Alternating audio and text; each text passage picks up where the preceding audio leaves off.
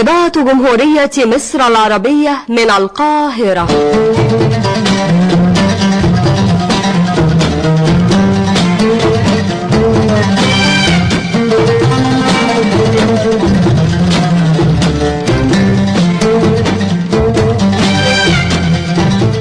تموج بحار النغم بالعديد من لآلئ الألحان، توارت في غفلة من الزمان عن ملاحظة الآذان، والغواص يجمع لكم بعضها الآن في عقد بديع الألوان.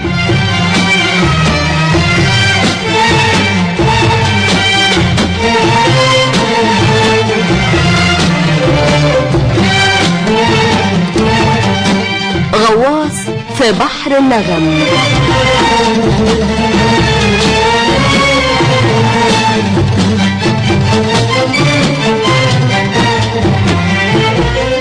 غواص في بحر النغم، سهرة أسبوعية يعدها ويقدمها لكم عمار الشريعي.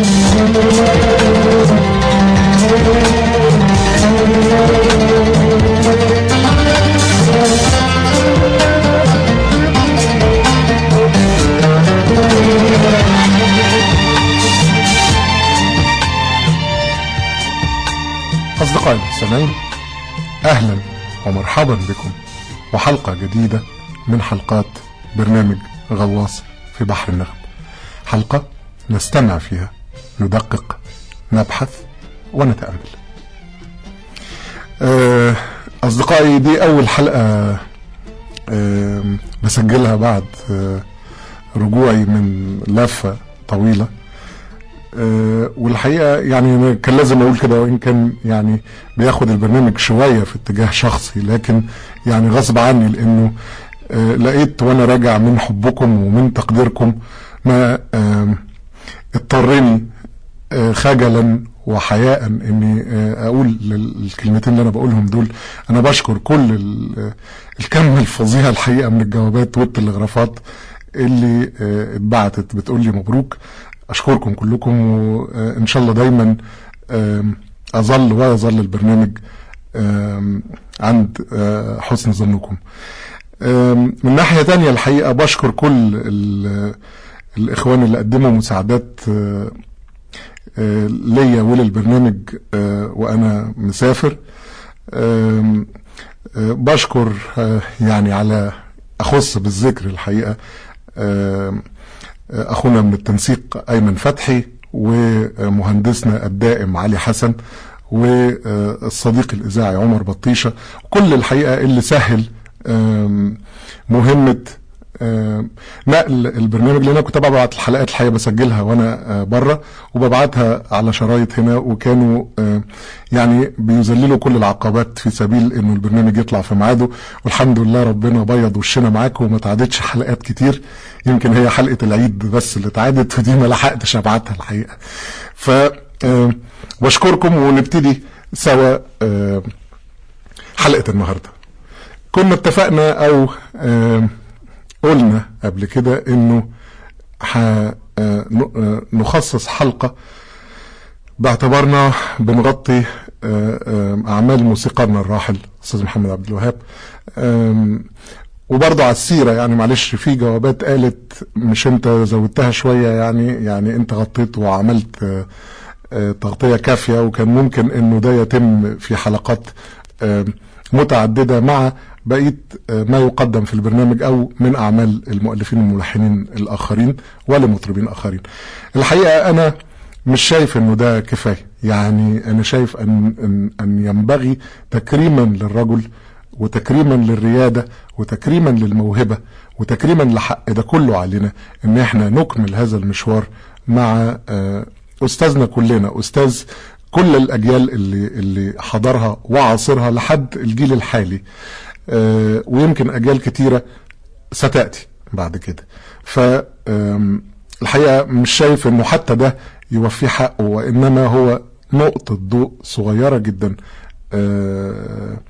مش بس يستحقها، لا الحقيقة وقفة تستاهل ان احنا نوقفها ونبص نشوف احنا كنا عايشين في عصر شكله ايه وفي مين وحصل فيه ايه من خلال اعمال محمد عبد الوهاب. أصدقائي، اخترت من أعماله الطوال قصيدة الكرنك، واختياري للكرنك الحقيقة لا يقلل من شأن الأخريات من أعمال موسيقار محمد عبد الوهاب، كلهم حلوين قوي، وإنما هو اختيار ذاتي جدا، لأنه الكرنك من أقربهم لنفسي، ولأنها تحمل لي شخصيا ذكريات طفولة كتيرة. هذه الأغنية كنت أرهبها وأنا طفل، كان فيها قدر من الجلال والرهبة بيخوفني بجد، بخاف منها كنت وانا طفل. وكان فيها جزء يبكيني طفلا، الجزء اللي بيقول فيه اين يا اطلال، المقدمة الموسيقية اللي قبله، وده هنتكلم فيه دلوقتي، يعني جاي الكلام فيه. لكن كنت اما اوصل عند الحتة دي كطفل كنت لازم ابكي، ونما حب شديد بيني وبين هذه الاغنية يلازمني حتى اللحظة اللي بكلمكم فيها، واعتقد انه هيلازمني بقية حياتي. اذا هو اختيار سببه ذاتي جدا، مش سببه ان الكرنك احسن ما عمله محمد عبد الوهاب، لانه صعب جدا ان احنا نقول في اغانيه الطويلة مين الاحسن، الكرنك ولا الجندول ولا الحبيب المجهول ولا همسة حائرة ولا عاشق الروح ولا حياتي انت ولا ايه. من هنا ابتدي معاكم الكلام عن الكرنك. الكرنك طبعا معروف معبد الكرنك. اذن هناك في اول الكلام تواجد اجباري للجو الفرعوني داخل القصيدة. جميل. نمرة 2 الكتابة بالشعر العربي كقصيدة يعني، وهنا برضو في ما يدعو لرصانة لحنية وجدية لحنية. نمرة 3 القصيدة كلها مكتوبة فيما قد نسميه بالريفري أو بالحلم،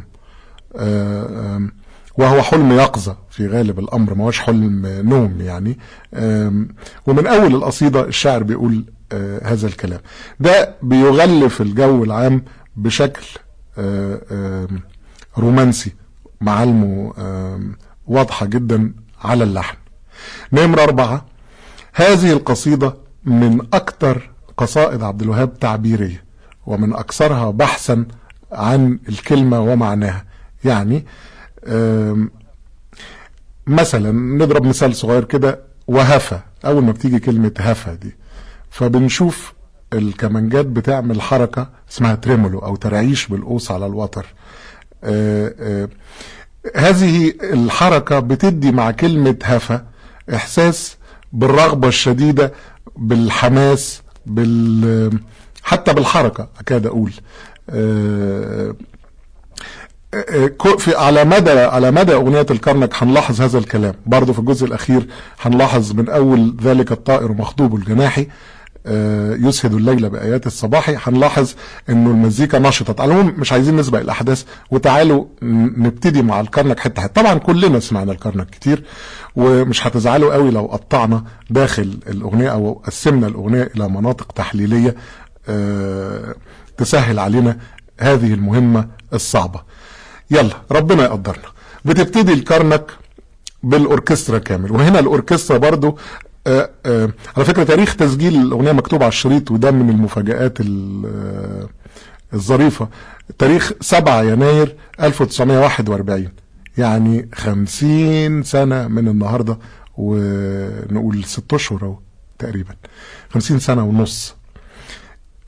من 50 سنة ونص الراجل ده بيفكر بالشكل ده، يعني برضو تتحسب له.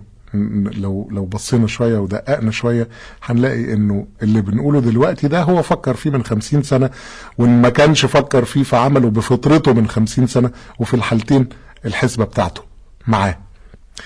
اذا بنبدأ بجملة اوركسترالية، وهنا كلمة اوركسترالية الحقيقة زي ما قلنا في الحلقات السابقة انه ما كانش فيه اوركسترا بالمعنى الكبير للكلمة، يعني كل الملاحظ هم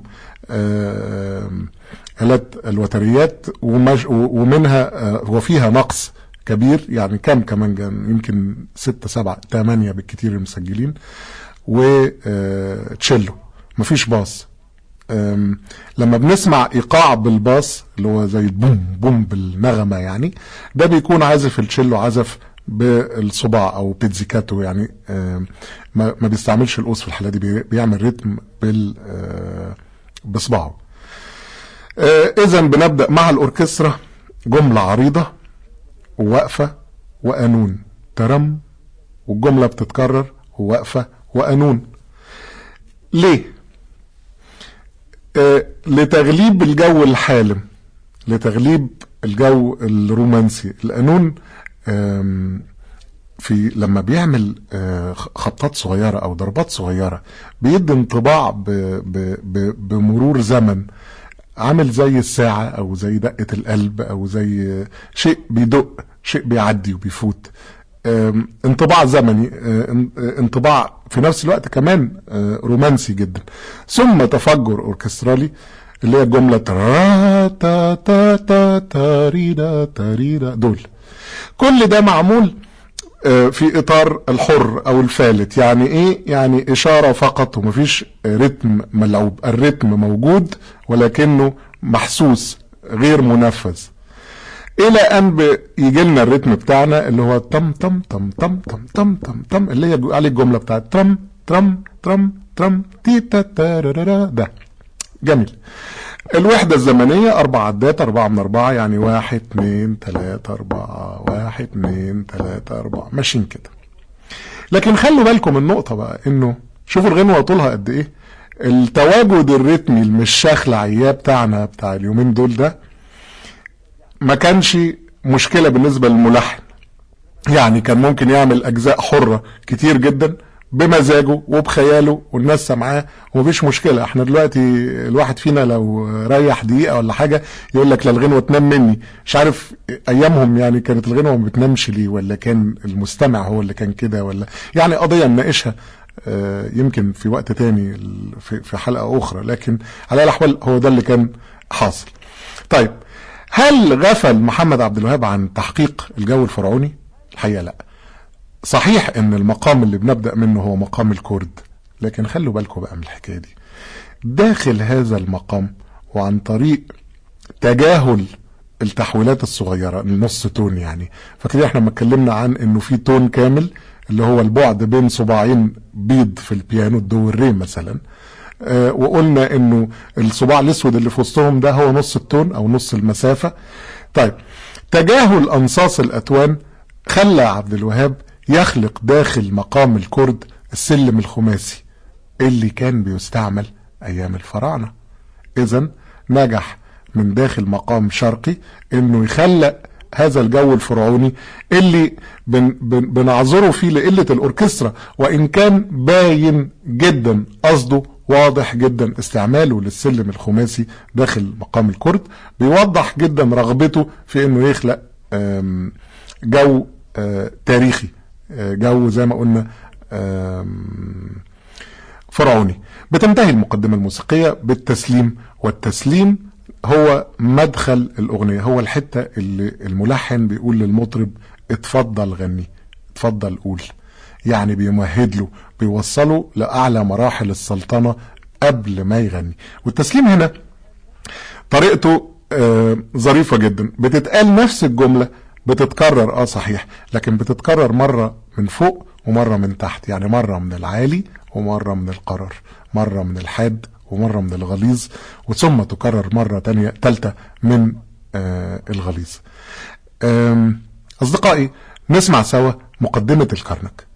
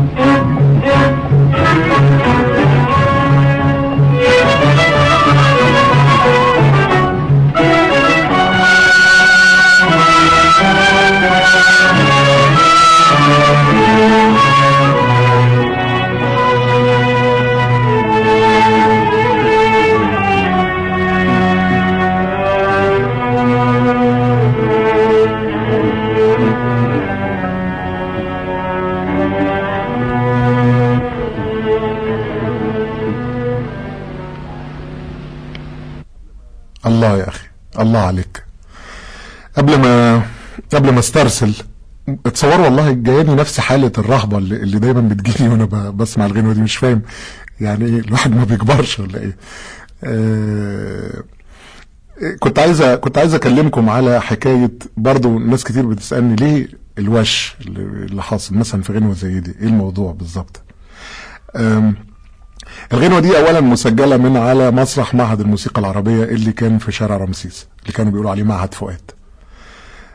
ثانيا لازم معلش اخد ولو دقيقة معاكم نتكلم فيها عن تطور التسجيلات. ماذا حدث؟ ايه الموضوع بالظبط باختصار شديد؟ هذا النوع من الشرايط كان اسمه الشريط الصلب، وكانوا بيقولوا عليه الشريط الصلب لانه كان معمول من الصلب بالفعل. كان شريط ضخم جدا، وكانوا عشان يشيلوه يعني لازم جرمق يشتغلوا في الحكايه دي. يعني كان كبير جدا وتقيل، لانه من الصلب فتقيل. وكان المونتاج مستعصي جدا عليه طبعا، لانه المونتاج بيتم عن طريق القص واللزق، فكان يصعب جدا المونتاج عليه. ما اعرفش اذا كان ممكن يتم مونتاج الكتروني، لكن انا معلوماتي يعني انه كانوا بيضطروا ياخدوا الغنوه تيك واحد او من مره واحده على طول ماشيين يعني. الى ان اخترعوا المادة، او يعني اكتشفوا انه ممكن يتعمل شرايط من مادة السليولويد وتغطى ببرادة الحديد اللي يمكن مغناطتها او تغيير شكلها عن طريق المغناطة، بحيث انه في نهاية الامر نحصل او حصلنا على الشريط المعتاد الحالي البكر. طبعا الكلام ده مش عن الكاسيت. الكاسيت يعني تطوير اخر للمسألة، لكنها معتمدة على نفس النظرية على اي الاحوال.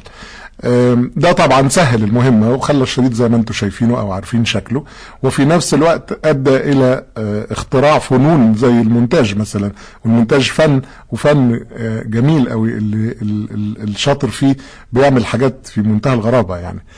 على الاحوال ده بس علشان نعرف ايه الموضوع. فلما اتنقل الشريط الصلب، طبعا الاذاعه نقلت كل شرايطها على شرايط النوع الجديد، فلما اتنقل طبعا ما كانش تفادي هذه الوشه الناتجه من احتكاك الشريط بالهيد بتاعه، شريط الصلب طبعا بالهيد بتاعه، ما امكنش تلافيها. لكنها اتصوروا انه بالرغم من انها يمكن مزعجه شويه، لكن بقى لها نكهه تاريخيه، بقت لها ريحه كده. يعني ساعات كنت اقول والله يا ريتني لحقت صوت الشرايط الصلب ده تبقى موجوده في شغلي. بتدي احساس كده بالقدم وبالعراقه زي ما تمشي كده في سيدنا الحسين مثلا، لما تشم ريحه سيدنا الحسين بتديني نفس الشعور كده. بتديني ريحة أصوات فقدتها وافتقدتها وكده. فأنا مش شايف على أي أحوال إنها مسألة متعبة أو حكاية الشرايط الصلب. المهم بنخش تاني على الغنى على الكرنك. مفيش الحقيقة حاجة تتقال في الدخول غير إنه مصر على السلم الخماسي. كل حلم لاح، كل ده لعين الساهر، ده خماسي. وتهادى في خيال عابري، خماسي. من اول وهفة دي اللي قلنا عليها في اول الحلقة، بنلاقي كمانجات عملت الحركة بتاعتها بين سكون الخاطري يصل الماضي بيمن الحاضري.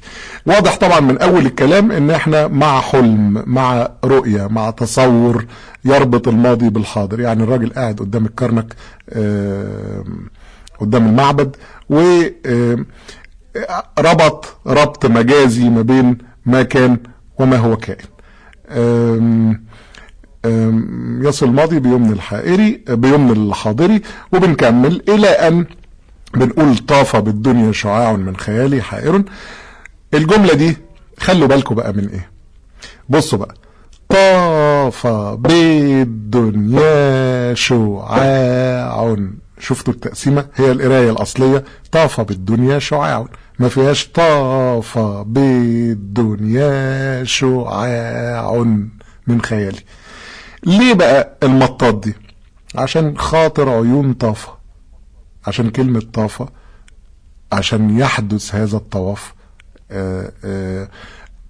اختار الموسيقار محمد عبد الوهاب ايقاع الفالس هنا، طافا 1 2 3 بدو 1 2 3 الى اخره، يعني 3 وحدات. سيبنا الاربعه من اربعه واحنا لسه مع مقام الكرد. وفي كل هذه الجمله احنا في الخماسي، طافا بالدنيا شو.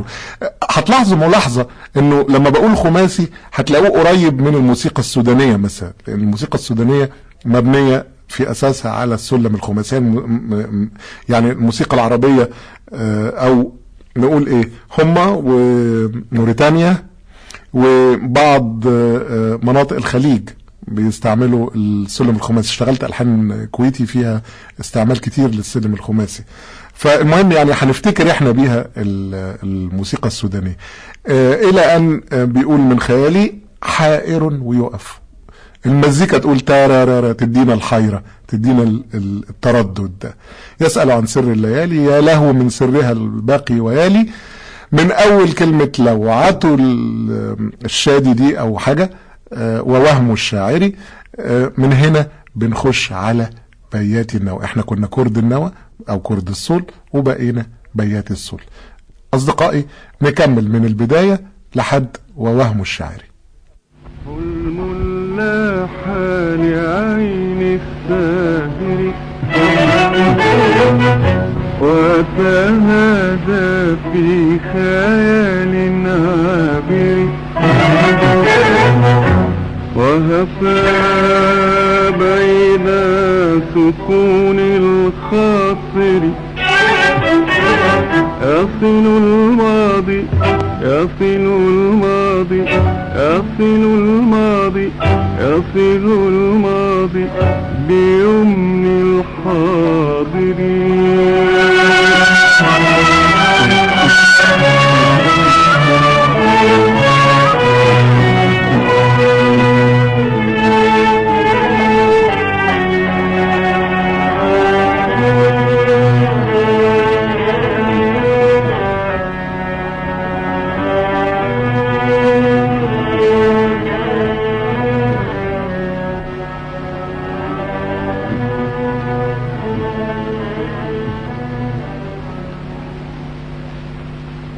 طاف بالدنيا شعاع من خيالي حائر يسأل عن سر الليالي.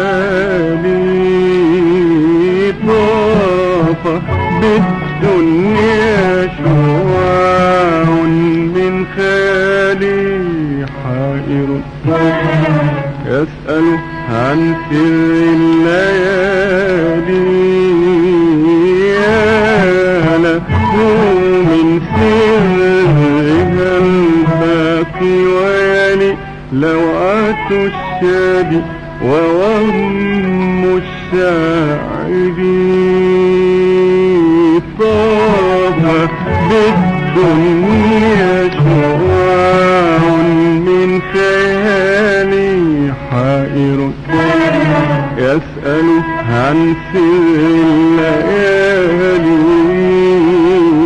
يا له من سرها الباقي ويلي لوعة الشادي ووهم الشاعري.